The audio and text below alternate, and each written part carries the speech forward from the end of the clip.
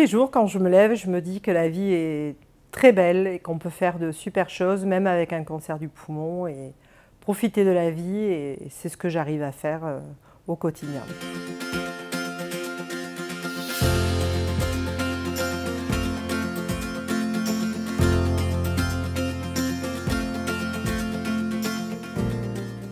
Bonjour, je m'appelle Nicole, j'ai 55 ans, j'habite à Bordeaux et je souffre d'un cancer du poumon depuis 5 ans.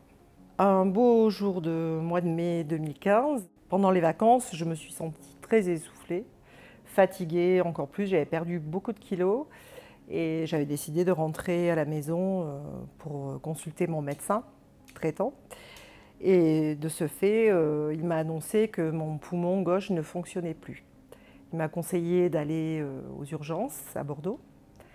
Et ce que j'ai fait très rapidement, et 1 heure après, un scanner était déjà organisé et celui-ci a démontré un cancer du poumon très rapidement. Le traitement a été très dur à supporter et je l'ai gardé 1 an, mais avec beaucoup de cholestérol, un état dépressif, beaucoup de maux de tête, de fatigue. Donc j'ai décidé d'arrêter cet essai clinique avec l'accord de l'oncologue, qu'il m'a prescrit une autre thérapie que j'ai un peu mieux supportée, mais malheureusement des métastases sont très rapidement apparues.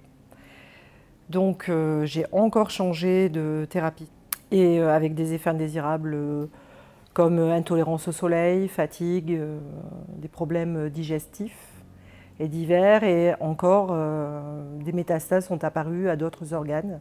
Après l'opération, on m'a proposé une autre thérapie que j'ai actuellement.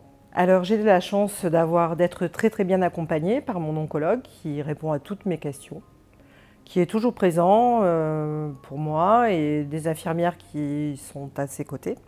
J'ai un mari qui me permet de ne plus travailler, qui me conseille de me reposer, de faire ce que j'ai envie de faire.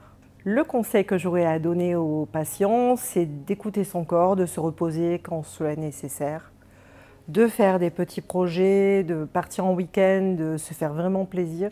Ce qui m'a beaucoup aidé, c'était de poser des questions à l'oncologue qui répondait volontiers.